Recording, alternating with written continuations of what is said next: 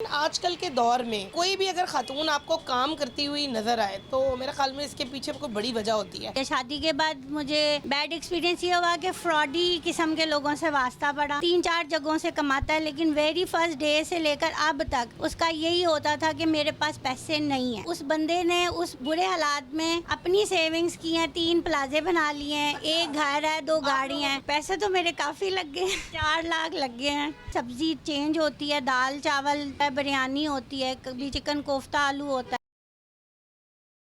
अस्सलाम वालेकुम नाजरीन, टुडे डिजिटल के साथ मैं हूँ आपकी मेज़बान आमना उस्मान। नाजरीन, आजकल के दौर में कोई भी अगर खातून आपको काम करती हुई नज़र आए तो मेरे ख्याल में इसके पीछे कोई बड़ी वजह होती है। आयशा कबीर ने अपना ढाबा जो है वो शुरू किया और उसके पीछे भी एक बहुत बड़ी वजह है, और उसकी वजह यह है कि इनके हस्बैंड ने इनके नान नफ़े की जिम्मेदारियाँ और जो भी कोई ज़रूरियात होती हैं उनको उठाने से इनकार कर दिया। इनके पेरेंट्स इनकी ज़रूरियात को पूरा करते थे। किस तरह इन्होंने अपनी ज़िंदगी गुजारी है, क्या वजूहत हुई कि इनको आखिरकार तंग आकर इस तरह रोड पे एक ढाबा खोलना पड़ा। बात करते हैं इनसे। जी, कैसी हैं आप? ठीक है जी, अल्लाह का शुक्र, ठीक अच्छा, है। क्या हुआ था? मतलब ज़िंदगी कैसी थी कि इतनी मुश्किलात थी कि ख़र्चा नहीं पूरा कर रहे? मैं अच्छी फैमिली से बिलोंग करती हूँ और मेरे पेरेंट्स ने बहुत अपब्रिंगिंग मेरी अच्छी की है, हर चीज़ हमें मिली है। शादी के बाद मुझे बैड एक्सपीरियंस ये हुआ कि फ्रॉडी किस्म के लोगों से वास्ता पड़ा। अच्छा। और उस पे ये था कि फादर की मेरी शादी से पहले ही डेथ हो गई थी। मदर मेरी बहुत सिंपल थी।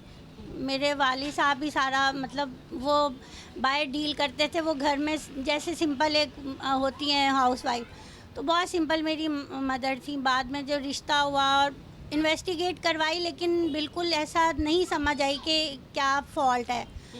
वो होता है ना, राह जाने वाह जाने, ये वो सीन हुआ। जब मेरी शादी हो गई तो फिर पता अगले दिन ही मुझे बता दिया गया मेरे ससुर ने, नंद जेठ ने, कि भाई ये तो बहुत गैर जिम्मेदार है और ये कमाता है, इसने कुछ नहीं लगाता और हमें नहीं पता क्या करता है। शादी फिर भी कर दी? जी, वो शादी ये था, माँ का उनकी एक मोटिव था कि भाई बिगड़ा हुआ है तो 28-30 साल माँ बाप के बोलने से, गालियों से तो ठीक नहीं हुआ, तो शादी करा दो, जिम्मेदारी। शादी हो गई, अब उसके बाद मुझे ये बताएं कि क्या आपको खर्चा पानी देते थे? नहीं जी, खर्चा पानी क्या, हर गारमेंट्स का बिज़नेस करते हैं, कंस्ट्रक्शन का बिज़नेस करता है, अपने भाई की फर्म में भी एम्प्लॉय एज अ एम्प्लॉय काम करता है, 3-4 जगहों से कमाता है। लेकिन वेरी फर्स्ट डे से लेकर अब तक उसका यही होता था कि मेरे पास पैसे नहीं है। नहीं है। कौन देता था खर्चा? मेरी मदर सपोर्ट करती थी। उन्होंने बहन भाइयों में डिवीज़न की हुई थी कि इसने ये करना है, इसने ये करना है। तंग नहीं आई आपने? ये नहीं सोचा मैं छोड़ दूं? मैंने तो वेरी फर्स्ट डे जब मुझे पता चला, मैं उसके घर वालों ने जब कहा, मैंने अपनी मदर को बताया, उन्होंने कहा कोई नहीं, ठीक हो जाते हैं, जिम्मेदारी पड़ेगी, कोई घर बार होगा तो ये खुद ही ठीक होगा। उसको वैसे ही दोस्तों में और आवारा फिरने में टाइम ज़ाया करने का शौक़। मुझे ये बताएं कि जब इतने साल हो गए, फिर आपको मुस्तकिल आपके पेरेंट्स खर्चा दिए? जी, मैंने बीच में जॉब भी शुरू की एज अ टीचर। वहाँ पर भी इसकी कंप्लेंट्स वगैरह बहुत ज़्यादा थी कि ये वो टीचर्स को मतलब घूरता है और मतलब इस तरह की करैक्टर भी उसका। जब आपको लेने आना या कुछ? जी, वो जाता ही नहीं था ना, वो उधर ही रहता था कि मैं अब एक ही चक्कर पूरा करूँगा। अच्छा। तो वो उस सिलसिले में फिर वहाँ पे भी मुझे छोड़ना पड़ा। जिस भी हम एरिया में रहे हैं उधर भी कंप्लेन प्रॉब्लम आई है? मुझे हस्बैंड की कंप्लेंट्स आती थी। बच्चे कितने आपके? 3 बेटियाँ। कितनी बड़ी बड़ी हैं?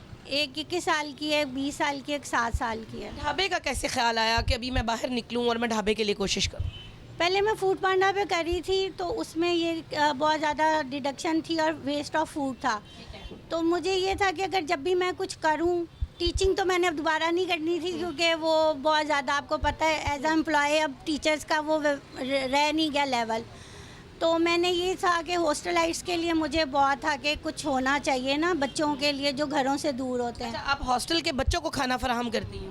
क्या आप क्या क्या बेच रही हैं आप? मैं डेली होता है, कड़ी पकौड़ा होता है, सब्ज़ी चेंज होती है, दाल चावल सब चेंज होता है, बिरयानी होती है, कभी चिकन कोफ्ता आलू होता है, इस तरह में। अच्छा, अगर मैं बात करूं आपसे, ये जो आपकी खाने की सारी चीज़ें हैं, कितने में पैसों में आपने ये काम शुरू किया? पैसे तो मेरे काफ़ी लग गए अंदाज़न 4 लाख लग गए हैं। 4 लाख में आपने ये काम शुरू किया, और इससे कितना कमा रही हैं?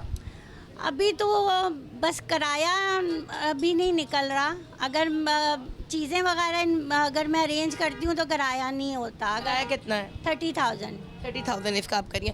मार्केट में इस तरह से काम कर रही हैं, हरेसमेंट का सामना करना पड़ता है? नहीं नहीं, बिल्कुल नहीं।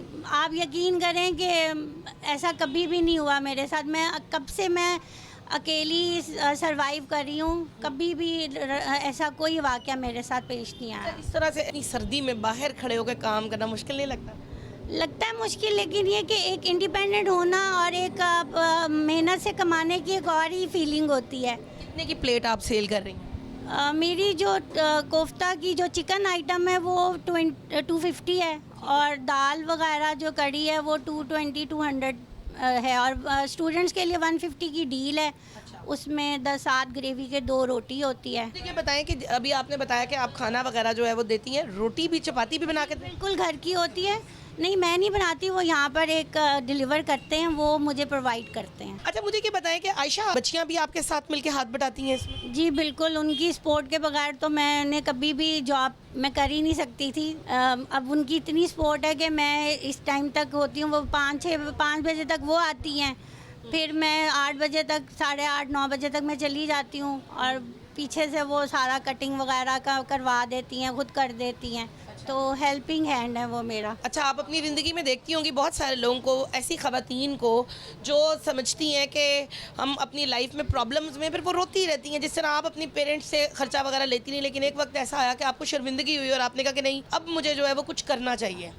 जी, मैं तो वेरी फर्स्ट डे से अपनी अम्मा को कहती थी कि आपकी रिस्पॉन्सिबिलिटी नहीं है। देखिए, हम पढ़े लिखे हैं, एजुकेटेड हैं, हमें इस्लाम भी नहीं ये कहता। तो वो यही कहती थी कोई नहीं, अब बुरे हालात हैं, ठीक। और बुरे हालात, उस बंदे ने उस बुरे हालात में अपनी सेविंग्स की हैं, 3 प्लाजे बना लिए हैं, 1 घर है, 2 गाड़ियाँ हैं। जी नहीं, मैं साथ रह रही हैं? नहीं, मुझे घर से निकाल दिया था। मैं अपने पेरेंट्स के घर में हूँ, और मुझे कहा गया कि इधर से शेयर लो, उस शेयर से मैं तुम्हें घर बना दूंगा, वो तुम्हारे नाम पे होगा। मैंने कहा अगर मैंने घर अपने ही शेयर से बनाना है तो फिर आपकी क्या ज़रूरत है, इतने साल क्या ज़रूरत है। एक बच्चे पैदा, कि बच्चे तो जानवर भी पैदा। बच्चा भी नहीं दिया और उसके बाद शेयर मांगने के लिए भेज दिया, तभी आपने छोड़ा उनको? जी, अब मैंने खुला का केस फायर किया हुआ है और ऑलमोस्ट डन है, तो अब मैं बिल्कुल नहीं रहना चाहती। नहीं कर रहे आपको कि बच्चियों के मामले में? नहीं, बच्चियों के मामले में पहले वो उसने यही कहा था कि अगर खुला लोगी तो ख़र्चा भी तुम्हारा, बच्चियाँ ही तुम करोगी और तुम्हारा भी बच्चे। मैंने कहा चलो तुम ख़र्चा बन करके जोड़ लो, जितना जोड़ा जाता है ना तुम जोड़ लो, जाना तो खाली आती है। केस किया हुआ है मैंने खर्चे का, क्योंकि मुझे लॉयर ने कहा था कि आप अपना तो आपका ख़त्म हो जाएगा, तो बच्चों का तो एटलीस्ट तो करें। तो वो अभी चल रहा है प्रोसीजर उसका। उन ख़वातीन को क्या कहना चाहेंगी जो परेशान हो जाती हैं ऐसे मामलात में, अपने हालात ख़राब पर क्या मोटिवेशन देना चाहिए? मैं यही कहना चाहूँगी कि डिप्रेशन में चली जाती हैं। मुझे बहुत, मेरे हस्बैंड ने कोशिश की कि मैं साइकोलॉजिकली मैं पागल हो जाऊँ, लेकिन मैंने हिम्मत नहीं आ रही। मैं इसी बात से अपने मदर को भी यही कहती थी कि आपकी ज़िम्मेदारी नहीं है। शख्स आपकी मोटिवेशन बना? बस ये जो सोच है ना कि शादी के बाद आपने बहन भाइयों का या पेरेंट्स से सपोर्ट लेना, बस ये चीज़ मुझे तंग करती थी। तो मैंने ये इसी सोच पे ही रही हूँ कि अब हाँ, कि भाई नहीं, मांगने वाला काम सही नहीं होता, वो आप गुलाम बन जाते हो। अच्छा, मुझे ये बताएं कि अगर लोग आपके इस ढाबे पे आना चाहें तो कहाँ पर वो आ सकते हैं? ये जॉर्ज टाउन में जी ब्लॉक में डॉक्टर हॉस्पिटल से आए तो लेफ़्ट साइड पे 1 वे रोड है, तो कॉर्नर का प्लॉट है, अपोजिट रिजवान बर्गर।